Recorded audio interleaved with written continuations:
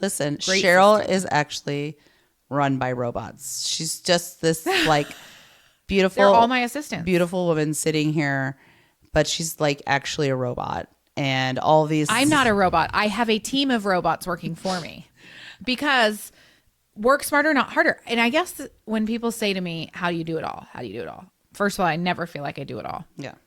Or I don't do it all well. But I just use the robots wherever I can. But I think this is great. This is peeking behind the curtain. This is opening up your junction box, if you will. And I know my robots could do more for me than they're doing. And one day they will, when I slow down and figure out like what else they can do for me. Hi, I'm Cheryl Medeiros. And I'm Colleen Hungerford. And this is We're Doing This Right, right? A podcast for the whole woman, mind, body, soul, and business. It's humor infused, as real as it gets, inspiring, and you'll walk away with real usable tools for life and business. If you love what you're hearing, please share with a friend, subscribe so you'll never miss an episode, and rate and review whenever you listen. So find your earbuds, lace up your walking shoes, or cozy up with a beverage of your choice. It's time to dig in.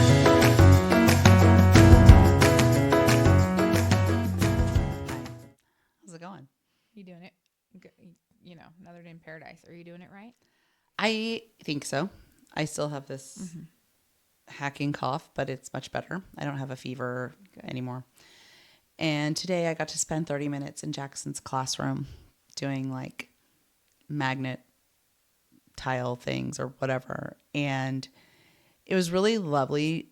You know, as a mom of 3 kids, the third kid, as you know, tends to kind of just not get as much attention. You don't have as much time to parent that kid.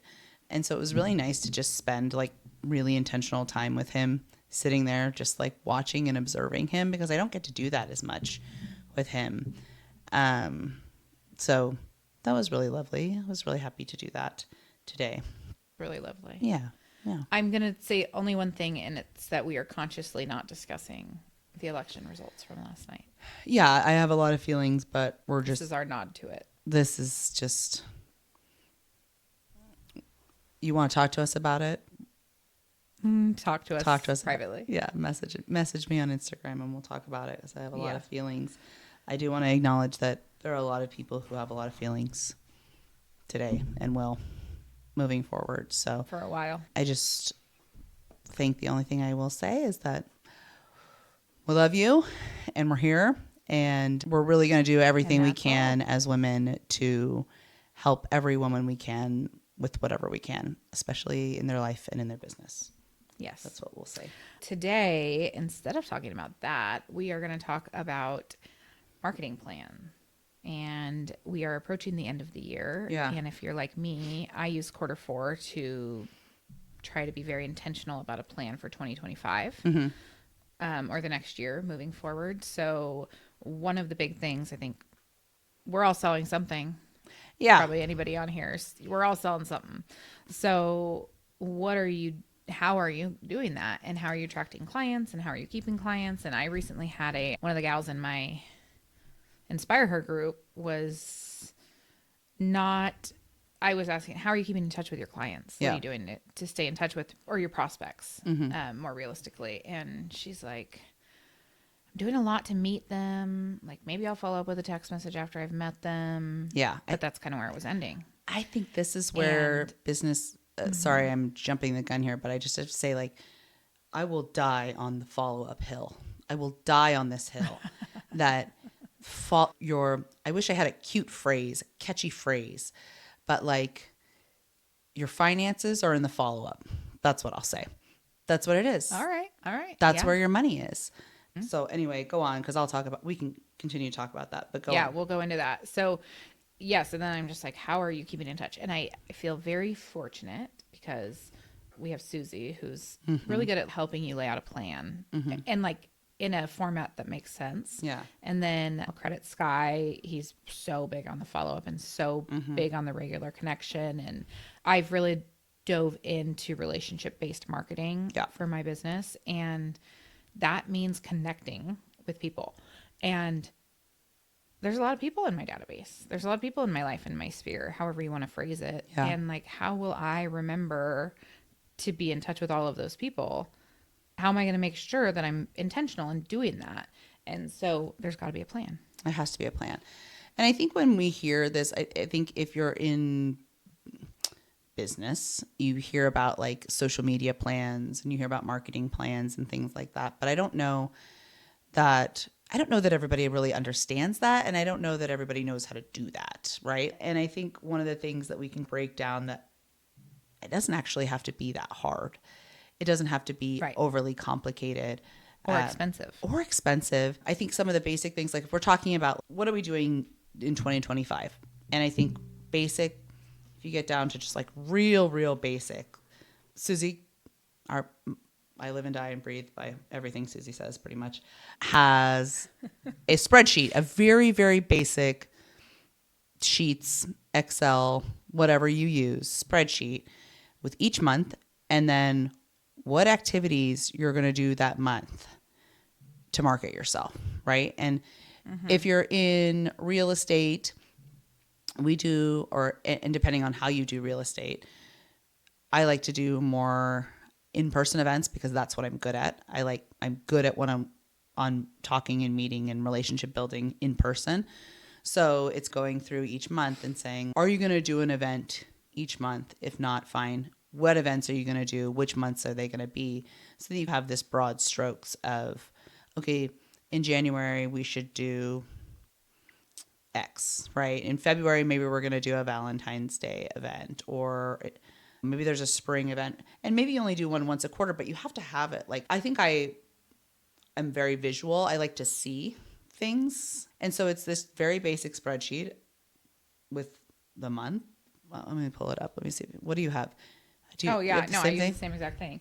I did add something to it this year for 2025. So across the top, you've got January, February, March. So those are your columns. And then on the left side of it, I have the events broken into things. So I have newsletters. I have phone. I have text. I have events. I have sponsorships. Yep.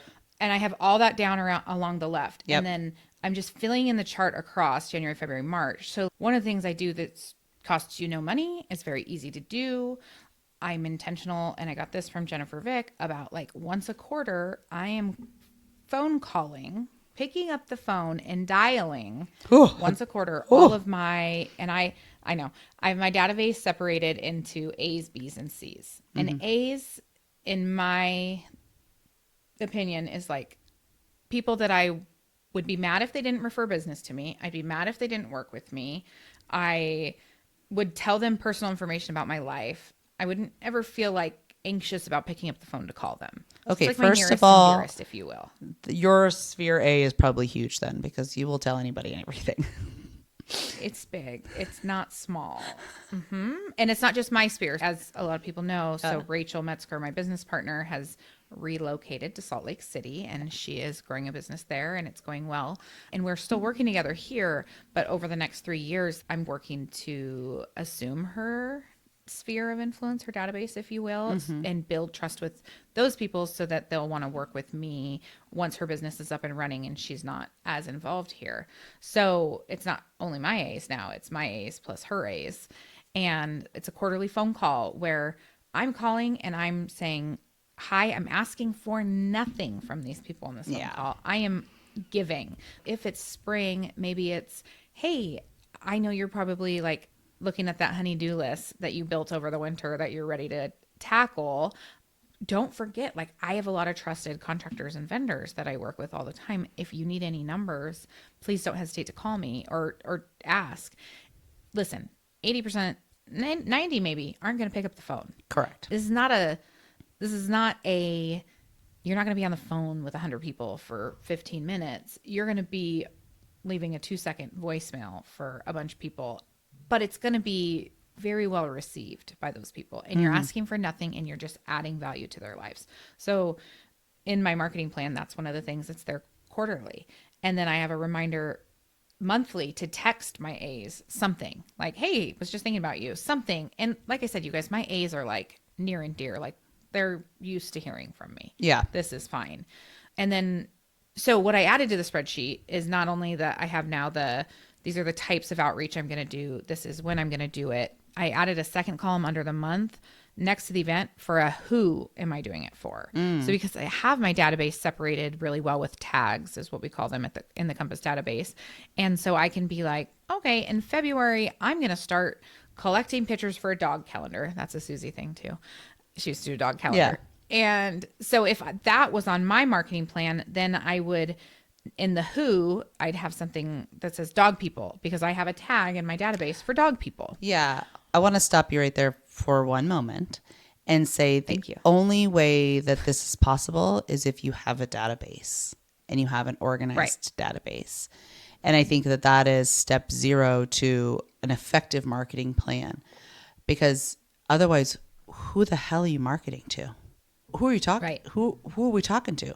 Right. Who are we inviting places? So I think you and I work so deeply and so intimately with our databases and with our CRMs, but I don't know that every small business has that. And I think that would be step 0 to, if in 2025 that's not something that you're doing, that you have yet, or not something that you, and it doesn't have to be a big elaborate system. It could also just be a spreadsheet, right? But absolutely, you have to have a way to know who are your clients. How often have you talked to them or not talked to them? If say you're a customer, I'm thinking of like my friend Shelby who has an aesthetics business. Like, how often are they coming in? How are you tracking whether they missed an appointment or didn't? So some kind of database to be able to understand who these people are that are your clients. There's lots of different ways to market. And I think probably what we're going to talk about today, and we can touch on it on the other aspect of this, is we're trying to market to the people that we already know or who are in our sphere in some way, right? Because there is a whole separate way to market to people who we don't know yet. And I think that is a whole other part that we can talk about. But I think when we're diving really far into this and we're talking about tags and we're talking about spheres and all of that, we have to acknowledge the fact that not everybody's here with us yet, right? This is higher level. I think there are so many small businesses that, I mean, I know realtors who don't have a database or have never used one before. And they just go off of, for lack of a better term, their Rolodex, right? Or their book. So I think step 0 to this is, this marketing plan is really, really an amazing way to plan for 2025, but you have to have a database in order to market to these people. I think that's kind of I agree. Step 0. That actually, I'm so glad you said that, because not to throw my friend under the wagon, and I won't name your name, but when this all came up, I was like, well, where are you keeping track of these people that you meet? Like, how are you remembering who it is you met? And she's like, oh yeah. So then on this topic of having your database, like, where are you getting people from to put into this database, if you will, or this CRM, which stands for customer relationship management system, or your spreadsheet, or however it is you are organizing it? Like, where are you finding these people? So obviously people you've met at events, that's a great place to start. Go through your Instagram. Who do you actually know? And in your followers and people you're following, that do you actually want to do business with and be in touch with? Go through your phone. You can download, if you have an iPhone, I'm sure you can also do it on a Droid. You can download your entire contact list into a CSV file, so like an Excel spreadsheet, and then you can work with it in there, and then you already have everybody's phone number and email and all the information you have. Who else should be in your database? So like way back in the day, I did Stella and Dot, which is like multi-level marketing.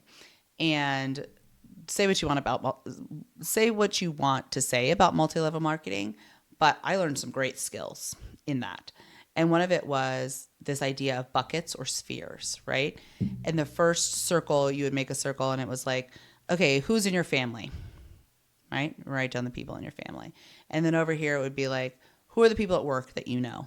And you would write down that, right? So you would, and who are the people at school that are your kids' school friends? So you would write down all these different buckets and start to brainstorm about who these people are.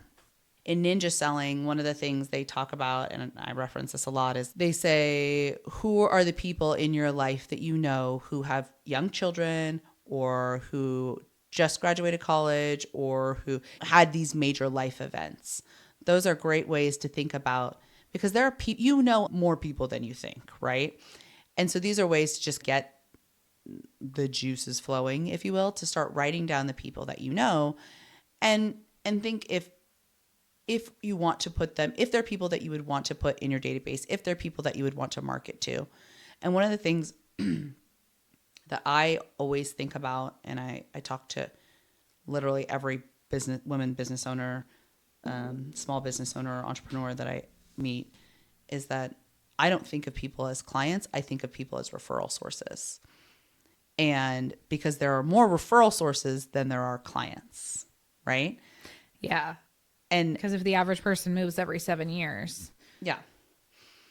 And how are you going to, I mean, in our business, we need more business than once every 7 years. Correct. Right. And it's like, oh, I'll have people be like, well, I don't really know anybody who wants to buy or sell right now. And I'm like, okay, but like, do you know people? Do you know any people? Do you know any people? Because like at some point that person's uncle might move, or that person's sister. Oh my God. Sorry. Take over. That's okay. Okay. So the other thing to think about is not only who are you going to be adding to this list, but what information should we have for these people that are in this list? So obvious things are name, phone number, address, email address. Those things are great to have for anybody and everybody. And you can simply ask for these things and you don't feel weird about it. Like if they're in your database, if you eventually want to have contact with them, then you need to acknowledge that you're getting their information. The second thing I would say in the what you need to know about them is what are ways that you're going to be able to genuinely connect with these people? Because I am relationship based. I am authentic. Like I never want to feel like a salesperson to someone, because truly I'm not in sales. I'm an advisor, and I offer a service that helps people. Right. The only thing I'm selling is myself, but I don't want to sell myself. I just want you to like me and trust me, and then you're going to want to work with me. Right. Things that I can do to make that happen would be just genuine outreach. So when's their birthday? Yeah. What are they interested in? Right. Like some of the tags I have is I have parent. Are you a parent? Because if you're a parent, I'm going to feed you specific information that's going to be helpful for you. Are you an investor or a business owner? Because if I come across an article that I feel like is relevant to you, I want to be able to find all of the people in that list and send you that. Are you a dog person? This example that we used for the dog calendar, like say that's something you're going to do as part of your marketing plan. Like how are you going to know what people want that? If you don't know, if you're not keeping track of like people's genuine interests, their birthdays, their anniversaries, their home anniversaries, when's the last time you worked with them? Like to your point with an aesthetics business. Right. And think about how many, like my dentist just sent me a happy birthday email. There's so many businesses that are doing this, and you should be one of the people. But what I would advise you is don't just be like the cookie cutter birthday email that goes out at the beginning of the month, like the dentist does, for instance. Like, know these people in your list in a way that you can send them a text message or a handwritten card and say, I'm thinking of you. I remember last time we talked X, Y, and Z was going on. How's that going?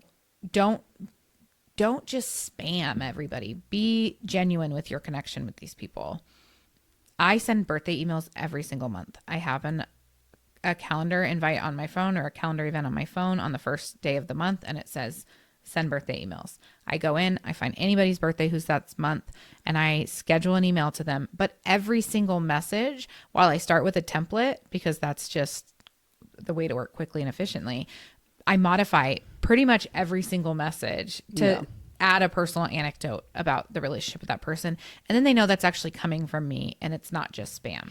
And I get responses to probably 80% of my birthday emails. So let's go back to broad strokes. Let's pull it back. So things as far as like how we're planning for the year, I love the idea of if you have your database and you have it populated and you have all the information, like if you don't have that, do that first.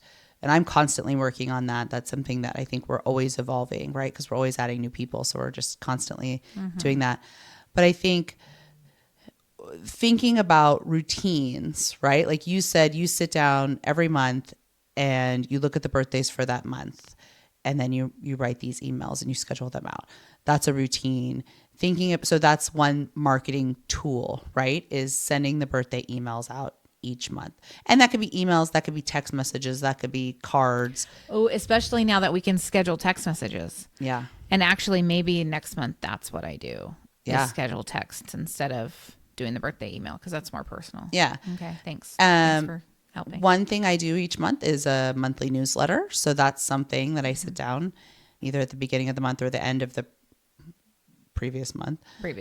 Do a newsletter. So those are birthdays, newsletter. These are ways that we're marketing to our clients. But another way we talk about it in real estate is touching our clients, right?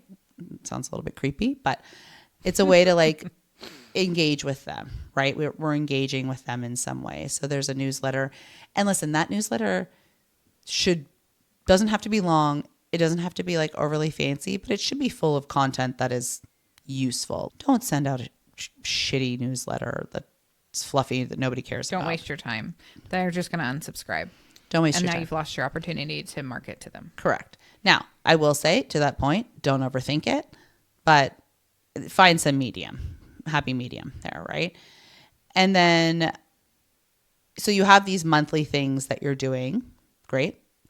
And then what are some quarterly things that you can do based around holidays or based around important events in your area, or just like Cheryl, you do the blood drive, things like that. So what are some quarterly, it could be an event, it could be something, some way to reach out to your clients, provide some sort of value quarterly.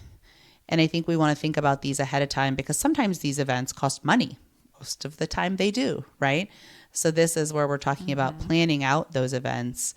What I want to say is, one of the things that Susie has taught me, and one of the things that I do regularly now, is I don't always have a full plan, in previous years, I've been like, shit, it's December 15th. I want to send holiday gifts to my clients. Shit, right? And then I scramble and I do it.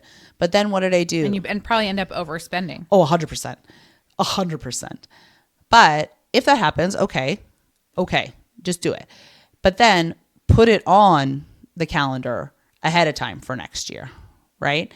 So, and that action plan of like how you executed it, write that down and put that in the calendar event, or have some kind of system for where you save that information. So next year when it's time to do the same thing, you're like, oh yeah, the first thing I do is schedule the menu, and like just make it easy for yourself. Right. So like today when I met with my team, we set a deadline for when we have to have our gift list finalized, right?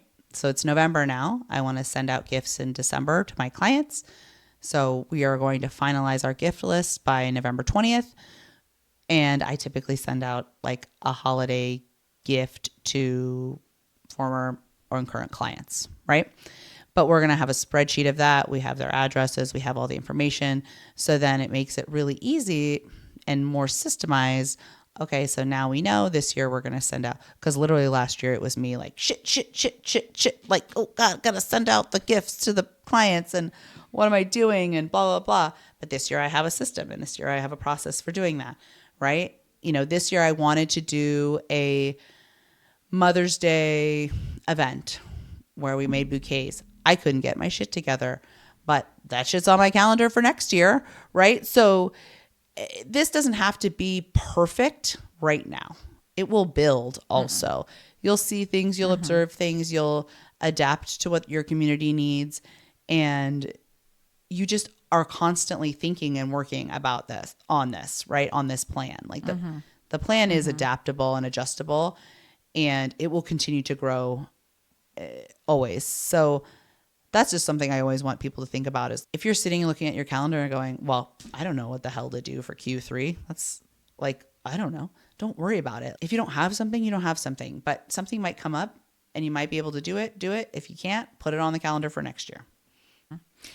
And not everything has to be a big event that's going to cost money. So Sky Michaels, I'm doing his forever client training right now, or coaching right now. And he's really big on, what are you interested in? Like, what do you want to do? Because if it's something you're already interested in, you're more likely to be consistent in doing it. So we talked too about these micro events. Like, what are you, like, can you text 3 people on a Thursday and say, hey, do you guys want to play pickleball tomorrow? If that's what you like to do. Or can you text 2 girlfriends or 2 people in your sphere, 2 past clients and say, hey, do you want to go for a walk? Yeah. Or let's say you're really interested in surfing, invite people surfing, like whatever it is that you're interested in, you're already spending your time doing, you invite people to join you on those things. And then you're going to be more likely to consistently do it. So if you every week saw 3 people from your sphere doing something you love for the entire year, 3 times 52, that's good. You're at over 150 in-person, genuine, thoughtful experiences with people. Yeah. That is probably better than one event with 150 people. Yeah, for sure. Because you had an opportunity to actually connect with those people. Just something to consider when you're like, don't feel overwhelmed as if you have to do like the bouquet thing that you wanted to do, the flower thing you wanted to do. Like, okay, it didn't happen. Well, invite 2 women to the flower shop with you. Right. Like, hey, I know you're interested in like having a beautiful home as I am. Would you like to join me to go look at like this new flower shop that has like really incredible style? Yeah. Easy. For sure. A lot easier than like a big event. I love big events, but yeah, I love big events. I like big events. I like both have a place. Events. Yeah. What are some other things that you're doing more systematically in your, because you do a lot. When we've looked at your marketing plan before, you do your lots of newsletters, right? Yeah, I have 3 different newsletters right now that I send out. I send one like general newsletter with like events on the Central Coast this month. I always include in that like community news or updates, like what new developments are coming in, what's the airport doing, like what new businesses are here. Because the way I think about my newsletter and what I want to offer is I want people to always want to open it to see what's in it.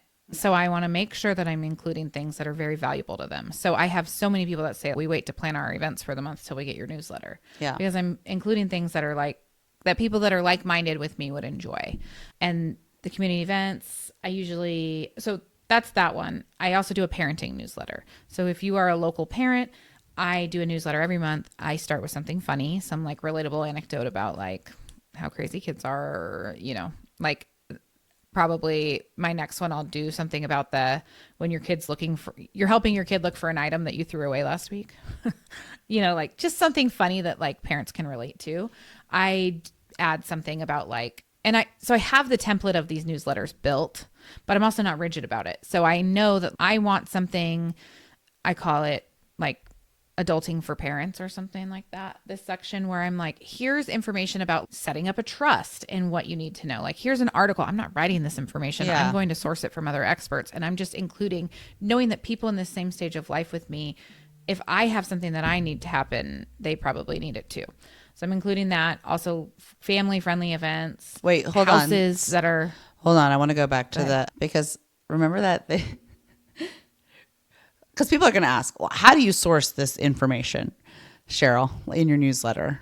Remember that one guy that posted in the real estate group that was like, where are you guys getting all this local events information? And you were like, the dark web. And I was dying. Like, Cheryl was like, Cheryl's trolling this guy. It was so funny.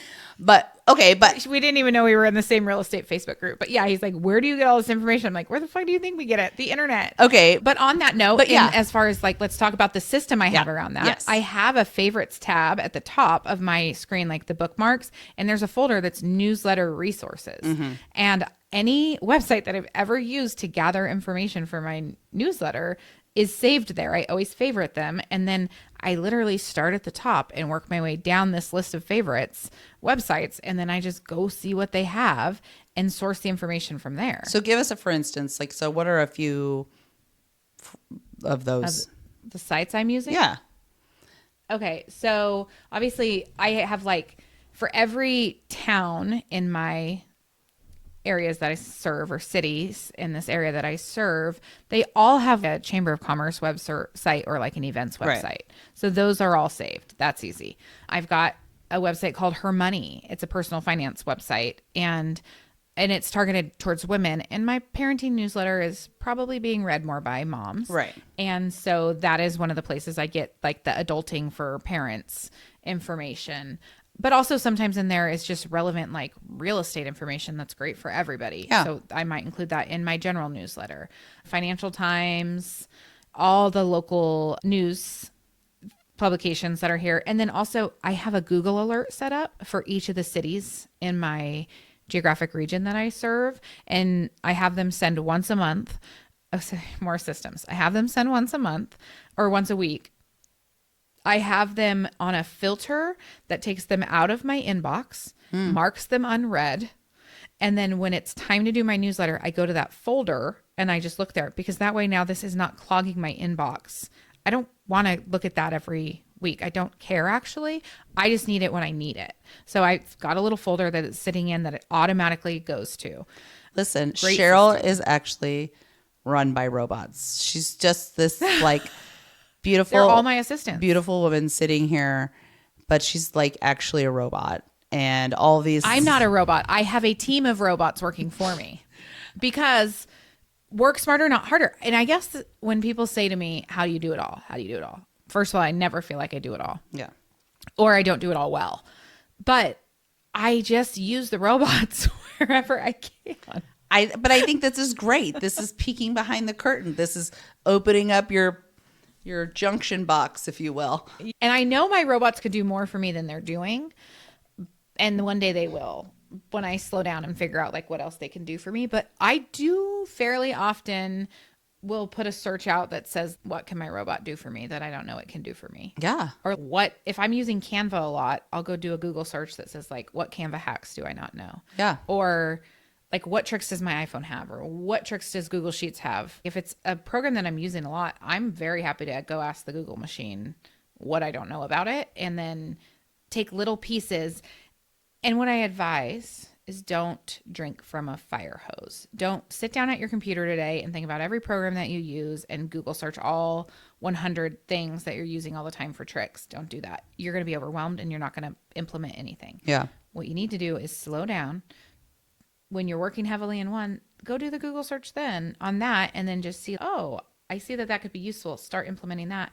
And then later, once you've got that figured out, go and implement the next thing. Yeah. Perfect.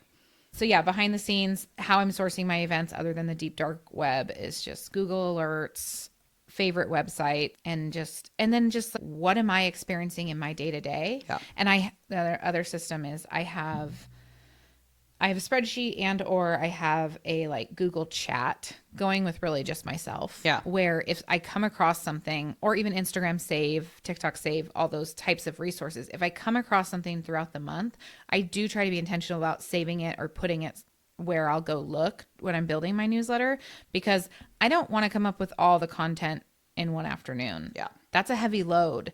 It's going to exhaust me. I'm not here for that. So I take micro pieces of that throughout the month and send myself something. So that's the very first place I start when I'm building the newsletter, is going back to what did I already save for this month that I want to make sure we use. Yeah. And that was because I experienced it in my world, or you came across it and realized that was going to be a relevant thing. I had something else. So you do the newsletters. You have those newsletters, and then you do I do the birthdays. And do you still do gratitude cards? Were you doing that? Do you do that still? Yes, I still, and I focus more heavy on them at this time of month. But I mean, I send thank you cards throughout the year at the end of every transaction that I do. And so whatever type of business you're in, anytime you interact with a vendor or someone that helped you do better at your job, I recommend you send them a thank you note. Oh. That means I'm sending my transaction coordinator a zillion thank you notes a year, because she's on every deal with me. Yeah. And that's fine. I'm fine with that. And who doesn't like to get a piece of actual snail mail in the mail that's not a bill? That's like, hey, I appreciate you. There's no one that doesn't like that. Right. And so I made these really cute like gratitude postcards that I just can write on and mail. And they're cheaper than mailing like a letter or a card, because they're postcards, and they've got my real estate stuff on it, but the front is just like the definition of gratitude. I made them on Canva. I print them. I have the return address. It's so easy, and I just have them sitting everywhere so I can send those out. So yes, I do the gratitude cards. One thing in my business, which maybe you have things like this if you're not in real estate, but in California, we get the settlement statement at the end of a transaction from our title and escrow company. And I at the moment that I receive it, save it to a very specific folder. I save it to their folder, but then I save it to a folder that's like, this year it's 2024 closings. Yep. And so in there I have the settlement statements. And then in very early February, in January, I have on my calendar to draft a letter about taxes. Hey, you closed a real estate transaction this year. You're likely going to need this settlement statement when you meet with your CPA or your tax person. So I'm providing this for you. Here it is. And I just email them and I include their settlement statement. And it's very easy. I literally go to the folder and boop, boop, boop, send them all. I've got one template. And that's a really big value add. And then sometimes I'll end up getting like an email in April 1st from a client that's like, hey, I need my tax stuff. Where is it? I just go back and forward them the same email. Yeah. Like, I've already done it. Here you go. And then they're like, oh, wow, she was really on top of it. Yeah. How great. So good. So just another way that I'm shining there. And I have the basic tax letter template that is the same every year. But what I do, because one of my values is humor, I always include like a smart ass, some kind of tax meme in the email just to, no, it's not fun. Taxes aren't fun for anybody. So I'm going to add a little touch of humor to literally everything I do because humor is one of my highest values. I love it. And it's you. And it's on. And those are who the people are connecting with. On brand for you. Yeah, for sure. It's very on brand. If it's not on brand for you, then send a spreadsheet. I don't know. Then stop listening to our podcast. Get out of here. Yeah. If you don't like humor, you're in the wrong spot. Yeah.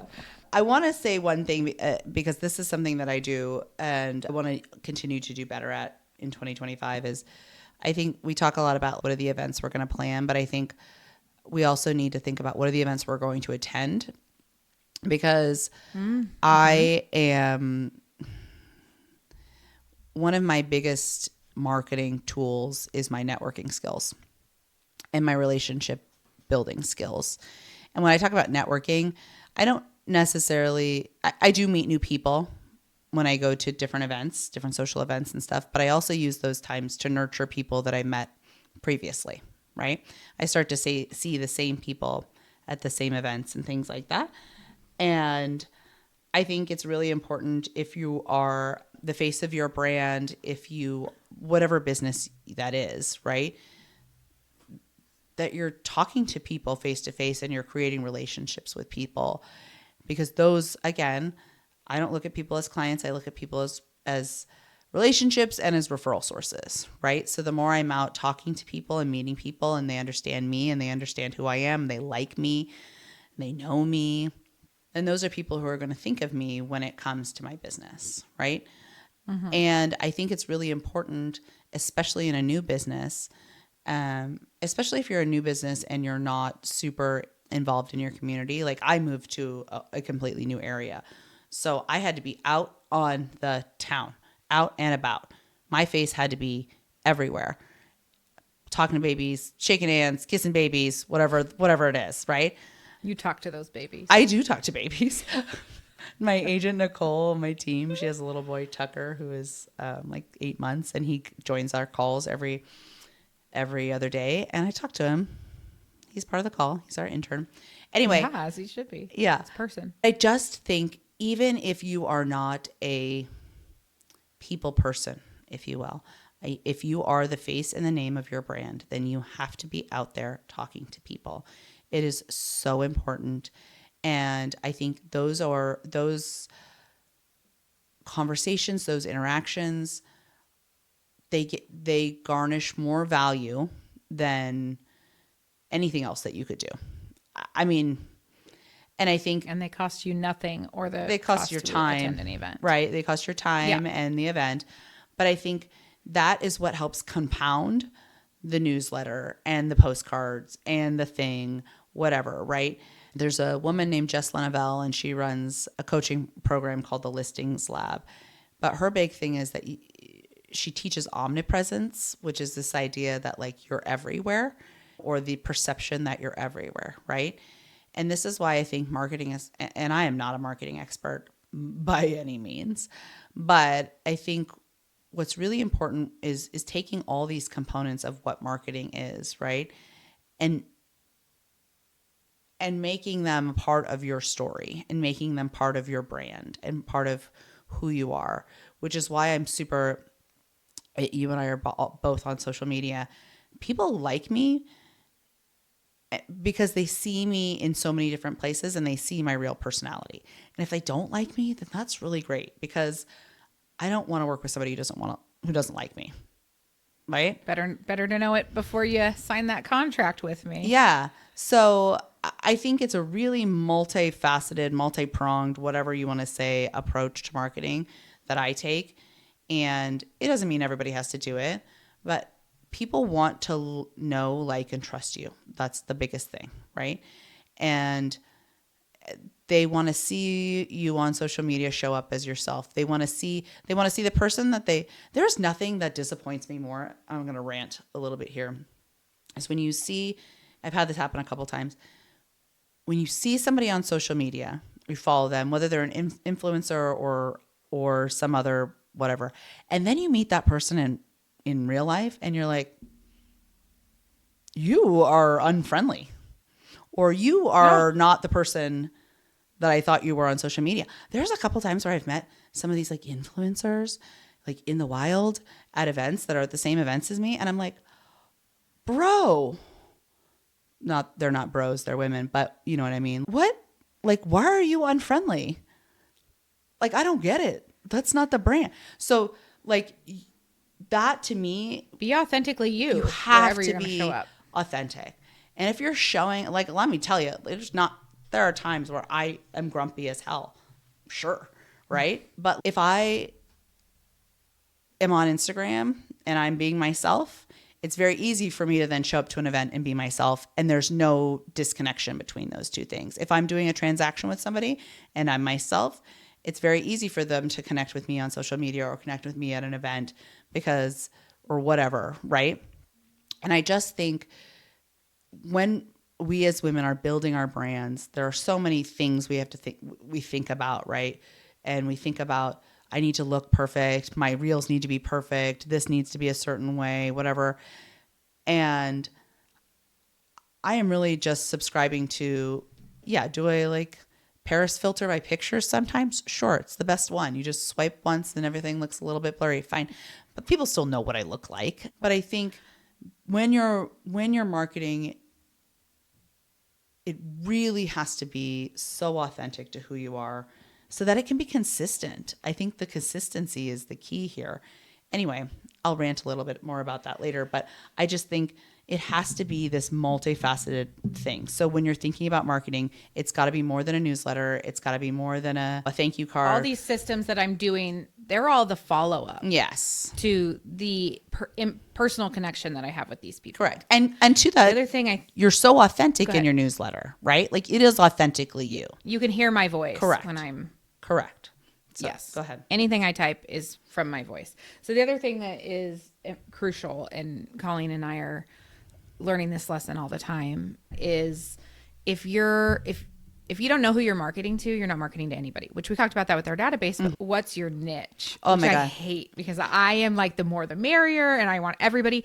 It's not realistic for me to build content marketing, whether it be a newsletter, whether it be a social media channel, whether it be any of those things. It is not realistic that I can put out a marketing information that resonates with everybody. No, and if I don't have that niche, I'm not talking to anybody. If you don't know who you're talking to, you're not talking to anybody. So I've really had to define my niche, and I'm talking to women in my age group. For real estate, I'm talking to women in my age group in San Luis Obispo County, specifically from San Luis Obispo to Templeton. Those are my people. That is my very target audience, if you will. That doesn't mean that something I put out won't resonate with the masses, because it might, but I need to be focused on that. So when it comes to this podcast, and the Inspire Her group and all of those things, like, we've had to dial it in, and it's hard for me. Yeah. Because I want my demographic, I want my target audience to be all women. The world. I want it to be the world. I want it to be all women in the world. Yeah. Okay, well, I need to get sharper. So women business owners, women leaders. But even sharper. Like, we've had to really even sharper. Yeah. Yeah. So the podcast, I'd say, like, we've dialed in. We are talking to women entrepreneurs, probably between 25 and 60 years old. That's who we're talking That's to. a big range. It's probably less than that. Inspire her. I know, but I want everybody to like me. And when we're targeting the Inspire Her, that was one of the things we did this year. Is initially we were going to open up the ability to open your own chapter up to any women entrepreneur. Yeah. But we dialed down, and we now are really targeting female real estate agents. I know it's so hard for you to say. It's like you're going to puke even saying it. She hates it, you guys. So hard for she me. really hates it. I But hate the niche. it's so important. So, and the other way you think about it is you can say niche, you can say who's your ideal client, right? Whenever I meet with people, especially other women business owners, because I network with a lot of women business owners. It's my favorite. If I am a niche, like if I am thinking about who is my ideal client, they are female executives or business owners, somewhere between 35 to 50. Running a business. Yeah. Because the executives are running the business. Correct. Yeah. So when I meet with these women and, everybody's like, oh, let's have coffee. So I go and have a coffee and I always ask them, who's your ideal client and how can I help you find that person? And not everybody always has that answer, right? And so when you're thinking about this in your business, who is your ideal client? Like if your dream client walked up to you, how would you recognize that they were your dream client, right? For me, who's my dream client? My dream client is somebody, one, who trusts me implicitly, who cares about my opinion and helping guide them. I guess that's more of it. Who wants my help to guide them. I want them to, be like somebody that I want to hang out with. I want them to be able to make decisions quickly. Things like that, right? Like now, are all of my sense of humor. Yeah. Do all of my clients check all of those boxes? No. But when you market towards your ideal client, you get the best, right? You get the best of who you want. I'm thinking about when Mariah Bear was here. Yeah. And she was talking about, I don't like to do garages for organization. Yep. She doesn't like to do it. So she's not posting Correct. before and afters of garages. Correct. Now, is she never going to do a garage? No, she's Right. going to do a garage. If the business comes, like, you're going to do Correct. it. But you're not going to market to that. You're marketing to what you want. Yeah. I mean, even to dial in our Inspire Her and our podcast further, and even my real estate clients, the way I'm marketing people with a sense of humor. Yeah. If you don't like my fucking sense of humor, we're not going to enjoy working together. No. So I'm not for you. And I haven't been for everybody. This year, I've encountered a handful of situations where I haven't been people's cup of tea, which hurts me deeply in my soul because I want to be loved by everyone, as I've said several times. Yeah. But that's fine. That's fine. Well, it's actually one of the benefits of a partnership. Yeah. Because if I'm not the right person for you, I still have this person on my team that may be, and that's great because you can work with them and it's still going to benefit my business. So win-win. And I always say, I don't always say, what I have been saying more recently to myself and to my team is we don't want to work with people who don't want to work with us. So I'm never going to force somebody to work with me, which I can't anyway, but I'm never going to convince somebody to work with me.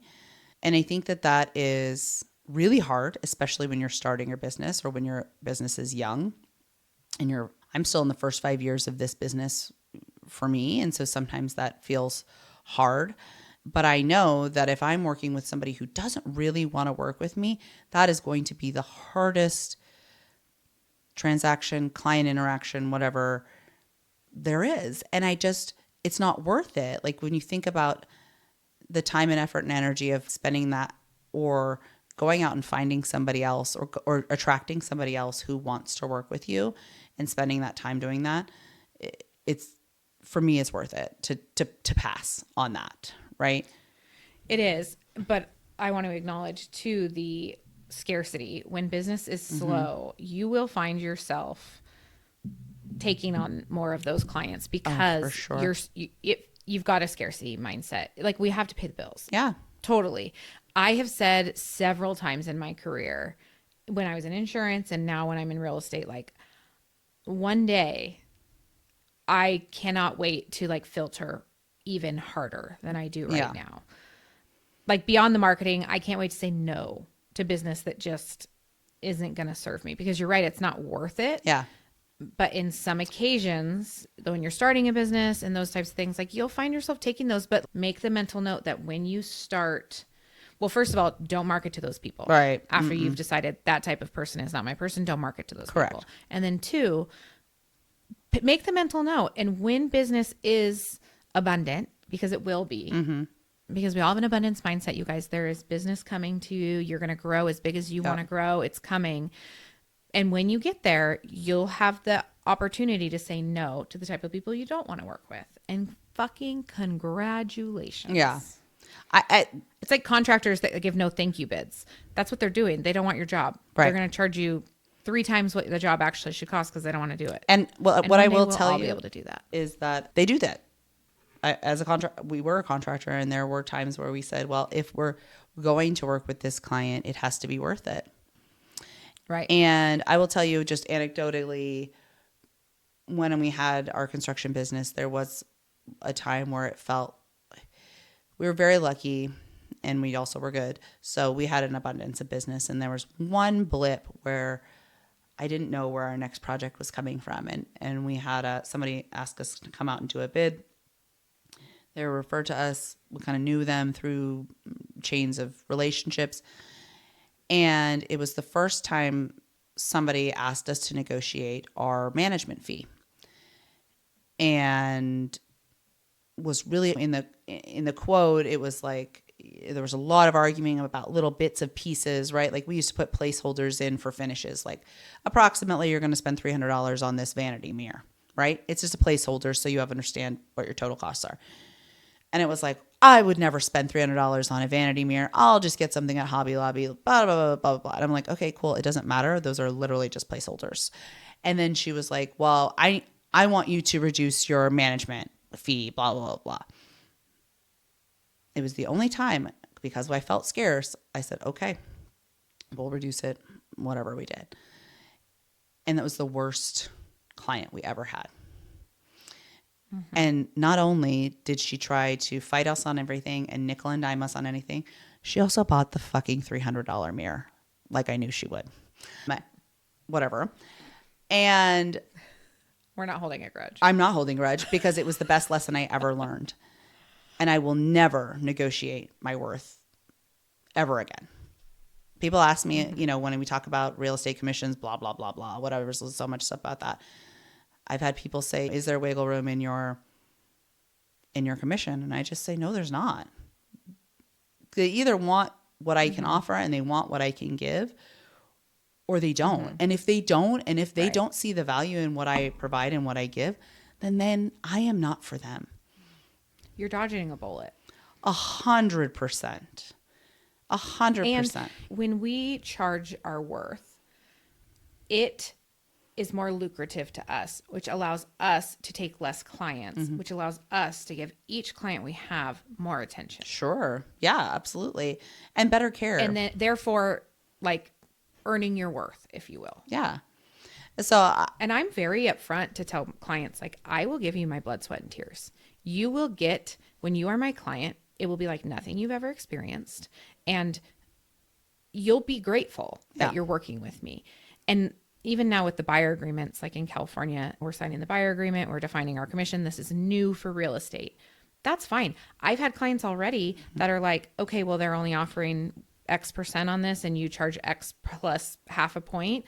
Like, okay, you're totally worth the half a point out of my pocket. Mm-hmm. Fine. I'll do it.